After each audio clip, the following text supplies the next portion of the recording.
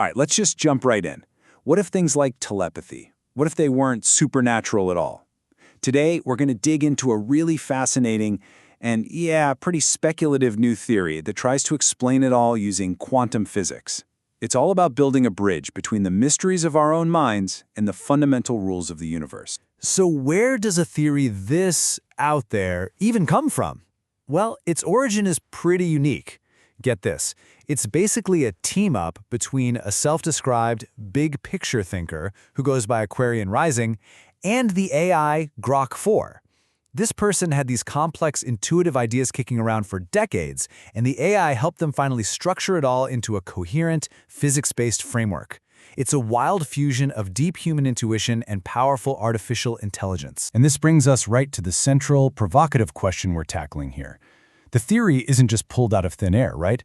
It's drawing on everything from personal experiences to declassified CIA documents. And it asks us to seriously consider, what if telepathy isn't magic? What if it's a physical process, something totally natural, that we're only now starting to get the scientific tools to even look at? To even start to answer that question, the theory has to propose a whole new model for consciousness itself and where it fits into the whole cosmic picture. We're not just talking about the brain as a standalone computer anymore. We're talking about how the brain might be fundamentally connected to everything. Okay, so the cornerstone of this whole idea is something called the Universal Quantum Information Field, or UQIF for short. The easiest way to think about it is like a cosmic hard drive, a fundamental field literally woven into the fabric of space and time that stores a perfect record of everything that has ever happened, is happening, and will happen. Now, what's so cool about this is that the idea itself, it's not entirely new. The UQIF is basically a modern, scientific reimagining of a very old concept, the Akashic records from ancient Vedic philosophy. You know, the idea of a universal library containing all knowledge. This theory tries to take that ancient, almost spiritual idea and translate it into the language of modern physics. So how would a cosmic hard drive like this actually work? Well, the theory proposes that information gets encoded in the tiny energy fluctuations of quantum fields, almost like a universal binary code. Every single physical interaction, from a star-going supernova to you just thinking a thought, literally writes data onto this field. And then, and this is the wild part, quantum entanglement acts like a kind of cosmic Wi-Fi, instantly connecting all these bits of information with no lag time, no matter how far apart they are. Okay, so if we entertain this idea of a universal information field, the next big question is obvious. How in the world could we possibly tap into it? This is where the human brain comes back into the picture. The theory calls the proposed mechanism a subconscious field query, or SFQ.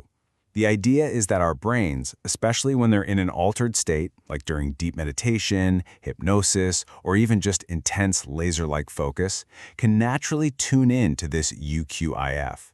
And let's be clear, this isn't framed as a superpower. It's thought of as a natural, if maybe a bit dormant, human ability. So, is there any actual evidence for something like this?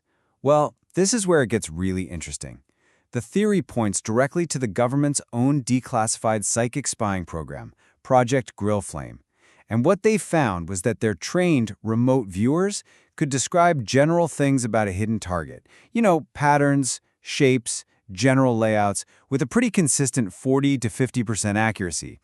But, and this is the key, when you asked for hard analytical details like words or numbers, their accuracy just plummeted. And from the perspective of this theory, that's not a failure at all.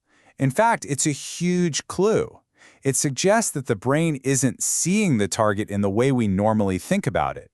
Instead, it's pulling in raw, unprocessed, pattern-based data directly from this universal field, the general shapes and forms, but not the processed, analytical details that our normal senses would add. All right, so if we run with this framework for a minute, where else can it take us?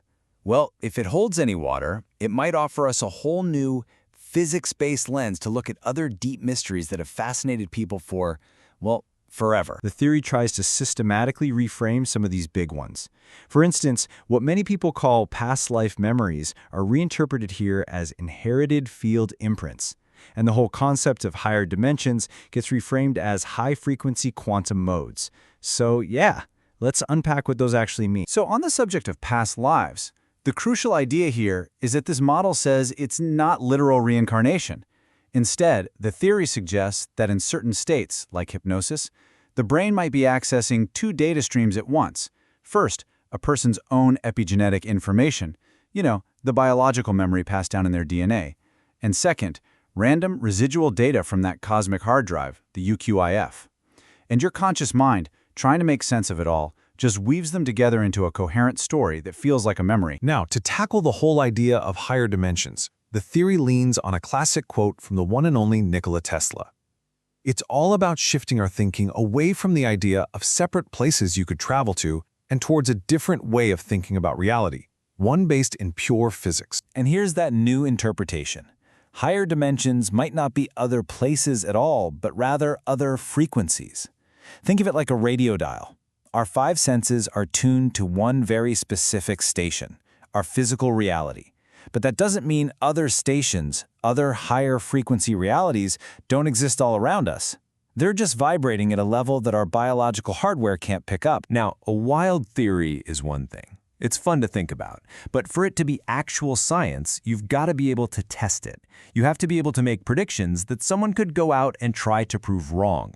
And believe it or not, this framework does exactly that. To really put this to the test, the theory lays out some specific, pretty high-tech experiments. For instance, could we hook two people up to brain scanners and actually find non-local quantum correlations between their minds? Could a focused human mind literally alter the outcome of the famous double-slit quantum experiment from a distance? Could we take the details from a past life recall session and find correlations in that person's actual DNA? Each of these is a real question we could, potentially, answer with theater. And that right there is what makes this whole thing so compelling. It's not just a cool philosophical idea. It's a framework that comes with a built-in high-tech roadmap for how to actually check if it's real, using technology that's just now becoming powerful enough to maybe pull it off. And all of this leaves us with one final, really provocative thought. Look, whether this specific theory turns out to be right or completely wrong, it does something important. It challenges our most basic assumptions. It forces you to wonder, is that clear, solid line we've always drawn between the mind and the physical world, between consciousness and physics, is it really as solid as we think? Or is it maybe a lot blurrier?